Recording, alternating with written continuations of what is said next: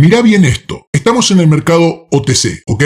Y vos te preguntarás, ¿cómo sabía yo que si metía operaciones aquí, en estos niveles, tenía grandes, pero muy grandes probabilidades de que el precio salga disparado al alza como salió aquí? Pues si te quedas hasta el final del video, te voy a enseñar nuevos y últimos detalles de la estrategia que yo uso últimamente para ganar dinero en OTC. Y es la estrategia que más confío, que más dinero le estoy metiendo y que mejor me está funcionando. Así que sin más, vamos a la explicación del video. Bueno, y como verás, estamos en mi cuenta real del broker Pocket Option porque es uno de los mejores brokers que me funciona para OTC. Si bien esta estrategia funciona en cualquier broker, yo te recomiendo que vos operes en los brokers que recomendamos nosotros. ¿Por qué? Porque ya hemos probado que nuestras estrategias funcionan muy bien en esos brokers y son brokers muy establecidos. Si vas aquí a la descripción o primer comentario, vas a encontrar los enlaces de este broker, Pocket Option, que es muy bueno para OTC, de Quotex, de Vinola, que son brokers excelentes para OTC. Te recomiendo que utilices esos brokers si querés tener resultados en opciones binarias porque son los que nosotros testeamos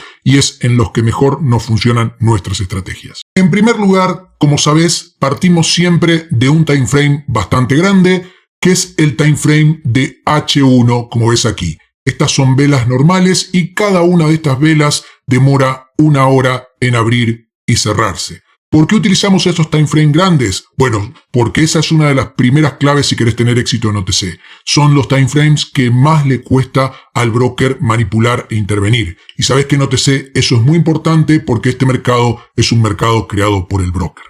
Una vez que estamos en el time frame de H1, lo que nosotros buscamos es tener un patrón de esta naturaleza como el que vamos a ver aquí. Este es un patrón excelente que viene de una tendencia alcista de H1 que en un momento dado se lateraliza y luego rompe hacia el alza esa lateralización que ha creado. Como verás, ese patrón lo tenemos aquí y es muy pero muy importante ir a favor de la tendencia de H1, no buscar estas rupturas de consolidaciones en cualquier lugar. Fíjate que aquí venimos de un impulso anterior, retroceso, impulso, aquí el precio se empieza a lateralizar, como puedes ver, hay una lateralización así en canal ascendente, pero es una lateralización muy parecida a esta, y de golpe el precio en H1 rompe con fuerza al alza, y lo que nosotros buscamos una vez que pasa eso es que el precio se acerque a esta zona y me dé algún indicio de debilidad para poder yo entrar al alza nuevamente aprovechándome de esta fuerza de H1. Yo generalmente, como verás, trazo una zona en donde el precio puede volver, pero es importante, en este caso, cuando no tenemos una zona muy clara, aquí vemos que el último nivel roto es este, pero hubo uno más abajo y otro más abajo, tomar al menos los últimos dos y trazar un rectángulo ahí. Y cuando tenemos una zona bastante ancha como esta, no buscar las entradas al principio de la zona, sino dejar que el precio entre un poco adentro de la zona como lo hizo acá. Ya a partir de esta vela uno puede empezar a buscar aquí en time frame menores la entrada al alza. ¿Qué es lo que vamos a hacer ahora? Nos bajamos a un time frame menor y vamos a buscar nuestra entrada al alza. Observar aquí, primer análisis que hago en el time frame de M5. Es muy bueno no solamente irse directamente a M1 para buscar la entrada, sino también consultar M5 porque los puede ayudar bastante, sobre todo en estas zonas amplias. Cuando el precio viene entrando aquí, observar que la dinámica es una dinámica de tendencia bajista. ¿Por qué? Porque tenemos impulso, retroceso, impulso, y además los máximos que van haciendo nuevos mínimos no se rompen. Eso es muy importante. Hasta ahí tenemos una tendencia bajista clara, vista desde el time frame de M5. ¿Pero qué tenemos aquí? Aquí, luego de este impulso a la baja, tenemos un retroceso que rompe este último máximo que hizo el mínimo. Ahí tenemos ya una anomalía. Pero ¿cuál es el problema de esa anomalía? El problema de esa anomalía es que las velocidades del impulso y retroceso son diferentes y todavía se mantiene la parte de la tendencia. ¿A qué me refiero con esto? Que si nosotros vemos el impulso tiene esta velocidad, porque es lo que tardó en llegar de aquí a aquí. Ahora, el retroceso vemos que es mucho más detenido. Si ustedes ven, hace bastante esfuerzo para subir. Esta bajada es una bajada que realmente no tiene ningún esfuerzo, pero aquí fíjense que hay como una tendencia, o sea que le cuesta subir. Y si medimos la velocidad para llegar a los puntos y lateralizaciones, fijarse que tenemos que esta línea tiene una pendiente menor que esta línea. O sea, el impulso, la pendiente del impulso es mayor que la pendiente del retroceso. Además, también podemos ver que el retroceso, por más de romper ese nivel máximo que hace el mínimo, le cuesta subir. Bien, no lo hace en forma recta y vertical, le cuesta subir y genera lateralizaciones, lo que me hace indicar, sumado a que la pendiente es menor que la del impulso, que este retroceso todavía no está listo para que yo pueda considerar entradas al alza. Entonces se descarta ese retroceso y tenemos que esperar un retroceso que realmente sea más veloz la pendiente que el impulso. Bueno, llegados a este punto, vemos que tenemos algo diferente. ¿Por qué? Porque si bien acá teníamos un impulso fuerte y un retroceso de una tendencia de menor velocidad, ahora tenemos un impulso de esta velocidad, fíjense, hasta aquí, que no hace un nuevo mínimo, es un impulso que tiene una velocidad menor al retroceso. Fíjense que este retroceso es fuerte comparado con este impulso, que además de ser bastante trabajoso para avanzar, tiene una pendiente mayor que el retroceso anterior. Eso ya es una buena señal, pero como teníamos esto anteriormente, yo ahora tengo que ver realmente que el retroceso sea más veloz que el impulso.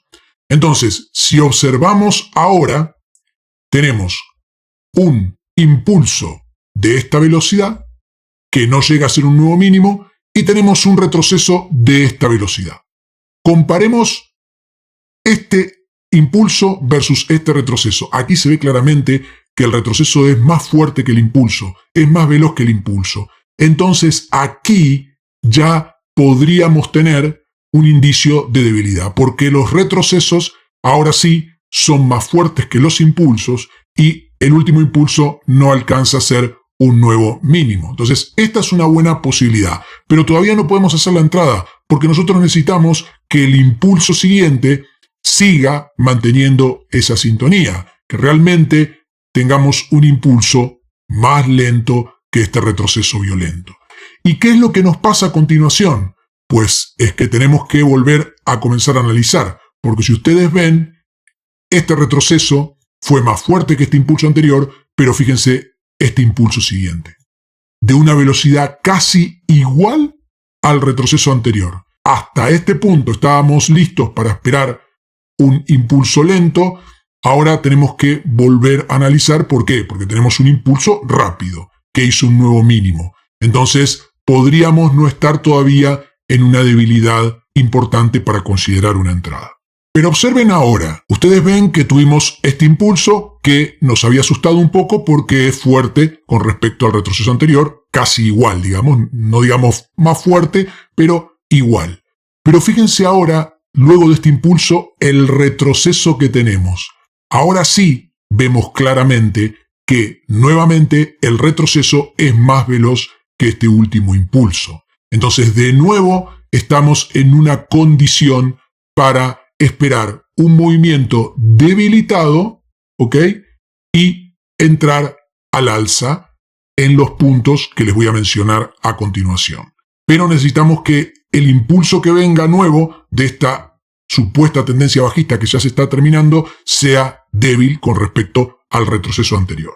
Entonces, ahora estamos en la gráfica de 1 minuto y aquí podemos ver claramente que el impulso anterior, ese que nos había asustado un poco, realmente es bastante más lento que el nuevo retroceso, que es súper fuerte. Entonces se confirma desde M1 esa fuerza. Ahora nosotros necesitamos monitorear que este nuevo impulso bajista que viene acá sea más lento que este retroceso anterior.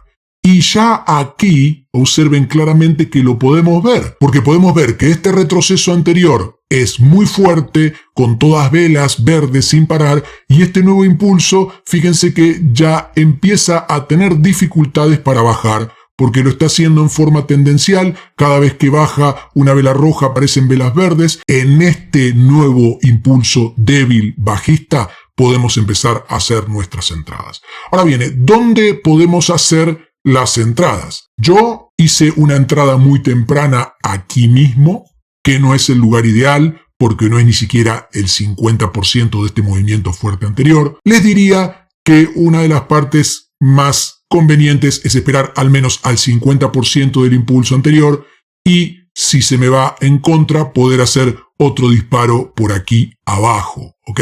En forma de ráfagas. Estas serían las zonas aproximadas en donde nos conviene disparar al alza, porque ya sabemos que el movimiento bajista se agotó por los indicios de fuerza y debilidad y que todo lo que caiga por acá tiene altas probabilidades de subir.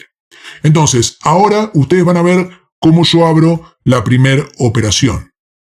Ahí voy a empezar a hacer una operación. Esta era una cuenta pequeña, entonces hicimos operaciones a 40 minutos de expiración y de $100 cada una. ¿Por qué 40 minutos? Porque he medido mis estadísticas, que es la expiración que mejor ganancias me da en este tipo de estrategias. ¿Ok? La expiración sabemos que es subjetiva y todo es relativo a los test que uno haga. Entonces, ahí hago mi primera operación a 40 minutos. Bien, el precio empieza a ir a mi favor, pero se va un poco en contra y se me va hasta una zona que ustedes ya van a ver aquí, tardó unos minutos, se me va hasta aquí, hasta una zona que yo les dije que cerca del 50%, quizás tendría que haber esperado un poquito más abajo, pero yo a veces no tengo mucha paciencia, es más o menos el 50% del movimiento, un poquito más arriba, y es ahí donde abro la segunda operación, también con 40 minutos de expiración y $100.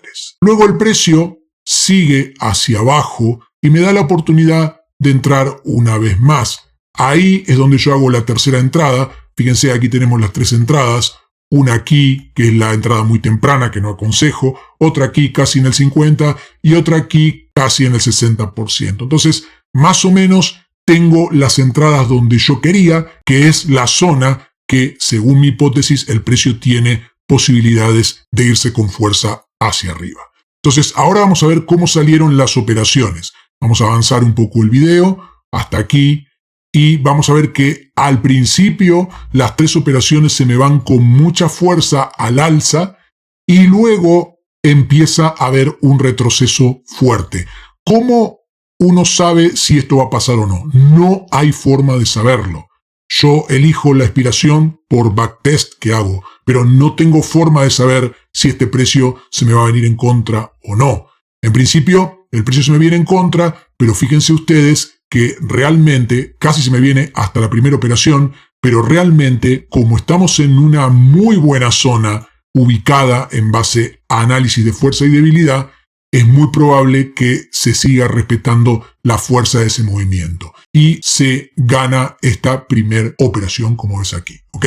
$92 ahí y luego vamos a pasarlo un poco más rápido, el precio sigue con fuerza alcista, ahí se está por ganar la segunda operación, serían otros $92 y la última también se gana sin problemas, serían los últimos $92. Más de $270, casi $300 ganados en este movimiento, pero ustedes fíjense la fuerza de este movimiento y la seguridad una vez que llega a este área, cómo el precio se va hacia arriba. Y eso no es magia, eso es porque toda esta zona es una zona de un time frame mayor, muy poderoso, que no le es fácil manipular al broker, y se hizo un buen análisis de fuerza y debilidad. Hago varios videos de esta estrategia porque sé que no es fácil analizar la fuerza y la debilidad, puede parecer un poco subjetivo, pero con varios ejemplos vos te vas enterando un poco mejor y vas mejorando los análisis así como los hago yo. Te pido que practiques esto en demo, que tengas paciencia y que entiendas que lo mejor para OTC son las expiraciones y los time frames grandes. Así que si este video te gustó, te pido que lo comentes, lo compartas, le des like, te suscribas si no estás suscrito, suscríbete al canal y actives las notificaciones para cualquier nuevo video que suba. Que tengas un excelente día y muchas gracias.